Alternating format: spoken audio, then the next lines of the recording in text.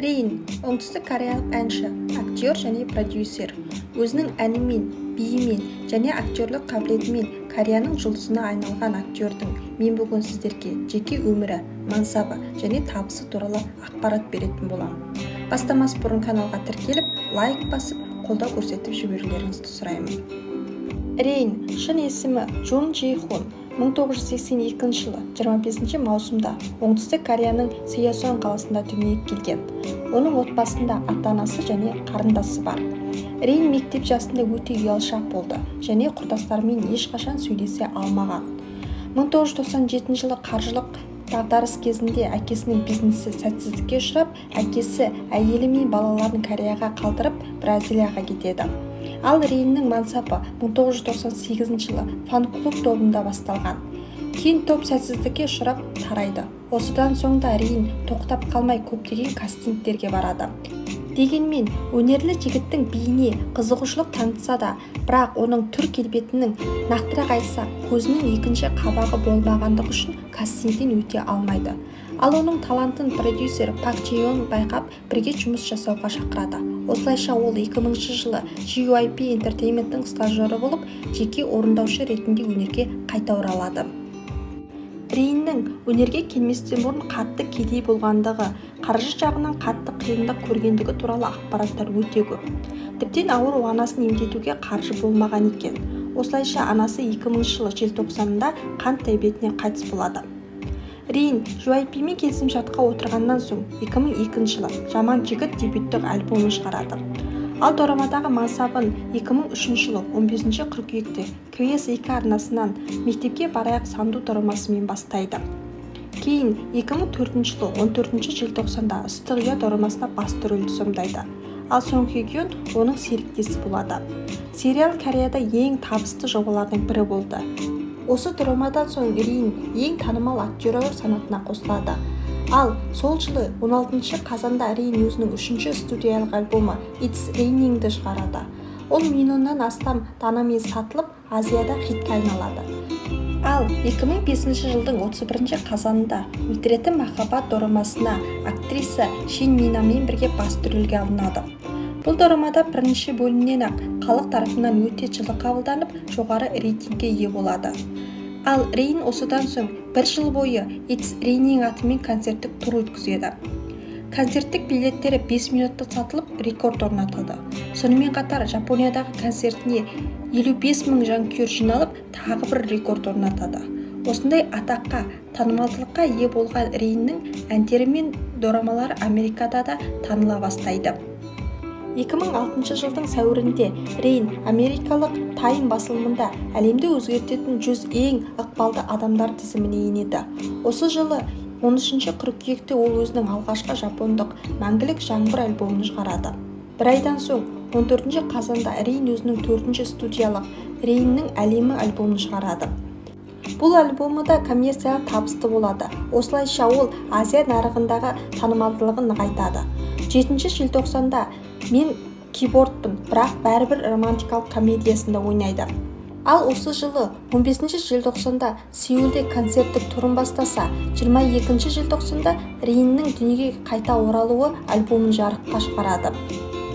Ал 2007 жылы 25 мамырда Рейн Токиода өнер көрсетеді.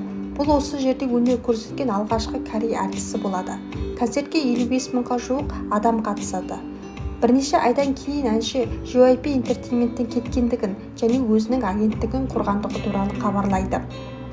2008 жылы 16 қазанда Рейн өзінің 5-ші студиялық альбомы Рензимді шығарады.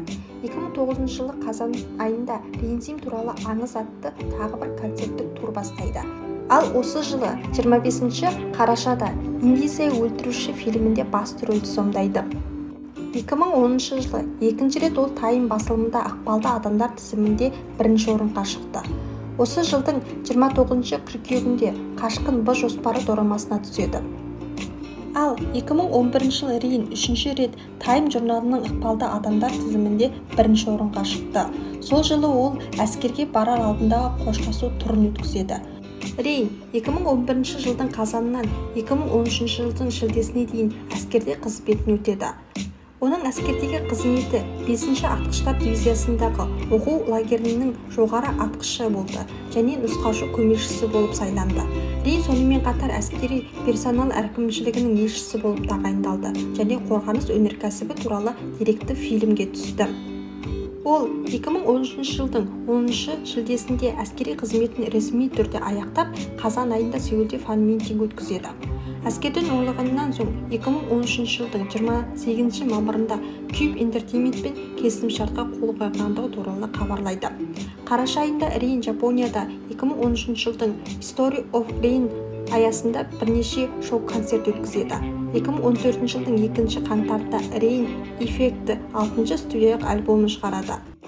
Ал осы жылдың сәуірінде Ханзада фильміне, 17 қыркүйегінде Менің сүйікті қызым дорамасына түссе, 7 қарашада қытайлық романтикалық фильм Махаббат немесе Ақшаға түседі. Бұл Рейннің Қытайдағы үлкен экрандағы дебюті болады. 2015 жылдың 22 шілдесінде Гауһар ғашық қытайлық сериалында басты рөлді сомдайды. Сериал өте сәтті болады. Оны интернетте көрген адамдардың саны 3 миллиардтан астам адамға жеткен.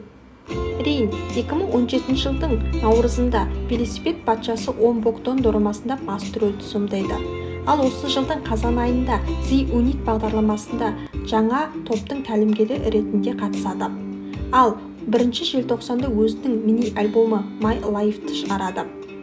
2018 жылы Ескиіз дорамасында, 2019 жылы Өмірге қош келдің дорамасында, ал 2021 жылы Елес дәрігер дорамасында басты рөлді сомдайды. Ал актердің жеке өміріне келетін болсақ, жеке өмірінде Ыстық ұя дорамасындағы әріптесі Сон Хye-кyoмен кездеседі деген ақпараттар шыққан. Дегенмен олар мұны ресми растамады. Дегенмен Кореяның жұлдызына айналған актердің 2013 жылдың қаңтарында актриса Ким Таe-химен кездесіп жүргендігін расталады. Рейн мен Ким Таe-хи 2017 жылдың 19 қаңтарында 5 жылға жуық ара қатынастан кейін үйленеді. Ерлі-зайыптылардың 2017 жылы 25 қазанда, 2019 жылы 19 қыркүйекте дүниеге келген 2 қыздары бар. Рейнде және әйелі Ким Таe-хи де өте танымал әрі табысты жұлдыздар қатарында.